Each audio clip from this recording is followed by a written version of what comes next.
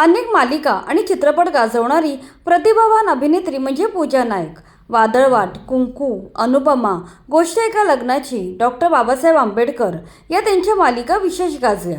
याशिवाय 9 महिने 9 दिवस, अथांग, श्री सिद्धिविनायक महिमा, 1000 रुपयाची नोट, कॅनव्हास अशा चित्रपटात देखील त्या झळकल्या आहेत.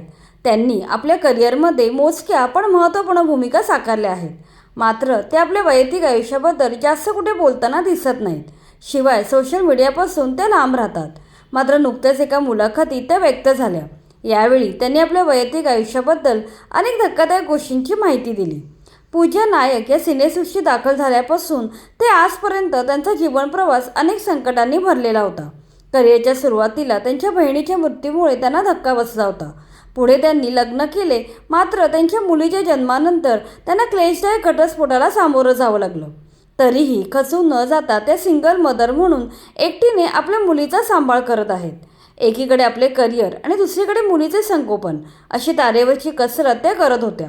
मात्र गेली काही वर्ष त्या अभिनय क्षेत्रापासून लांब आहेत.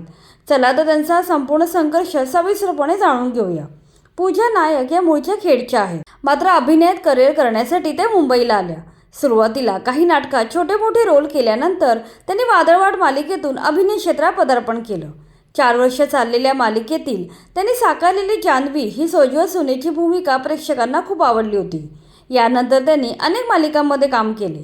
यामध्ये अभिलाषा, गोष्ट एका लग्नाची, कुंकू, सरस्वती, बाबासाहेब आंबेडकर अशा मालिकांचा समावेश होतो. याच दरम्यान त्यांच्या सगळ्यात जवळच्या व्यक्तीचा म्हणजे त्यांच्या बहिणीचा मृत्यू ओढावतो. या घटनेने ते हादरून जातात. मात्र यावेळी त्यांना सह अभिनेत्री सुलेखा तळवळकर आणि अमृता संत त्यांना धीर देतात आणि सावरतात. यातूनच पुढे या तिघींची मैत्री फुलत जाते. आज या तिघी एकमेकांच्या पक्क्या मैत्रिणीमधल्या आहेत. त्यांनी मुलाखतीत असे सांगितले की देवाने माझ्याकडून एक बहीण हिरावून घेतली, मात्र त्या बदल्यात 2 सच्च्या मैत्रिणी मला दिल्या. पूजा यांनी काही मालिका गाजवल्यानंतर श्री सिद्धिविनायक महिमा या सिनेमातून मराठी चित्रपट विश्वात पदार्पण केलं.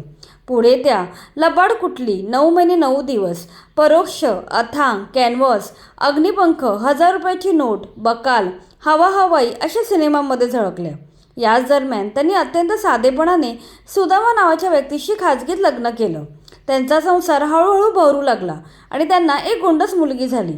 त्यांनी त्यांच्या मुलीचे नाव राधा ठेवले. मात्र काही काळाने पती पत्नीमध्ये वितुष्य निर्माण झाले. यानंतर त्यांनी आपल्या पतीपासून घटस्फोट घेतला. या कठीण काळात सुद्धा त्यांना त्यांच्या मैत्रिणी सुलेखा आणि अमृता यांनी भावनिक साथ दिली. या दोघींमुळे घटस्फोटासारख्या क्लेशदायक गोष्टीला मी खंबीरपणे सामोरे गेले असे त्यांनी मुलाखतीत सांगितले. घटस्फोटाच्या काळात पूजा यांनी अजिबात खचून न जाता मोठ्या धीराने या परिस्थितीचा सामना केला. त्यांनी एकीकडे आपले करिअर सांभाळत दुसरीकडे आपल्या लहान मुलीचे राधाचे पालनपोषण केले. बहिणीच्या मृत्यूनंतर आणि घटस्फोटानंतर पूजा यांनी मोठ्या धीराने परिस्थितीचा सामना केला.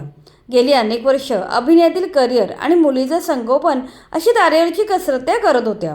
मात्र गेली काही वर्ष त्या अभिनय क्षेत्रापासून लांब आहेत. पण जर एखादा चांगला रोल मिळाला तर नक्कीच त्या अभिनय क्षेत्रात पुनरागमन करतील. आयुष्यात आलेल्या अनेक संकटांचा त्यांनी मोठ्या धीराने सामना केला.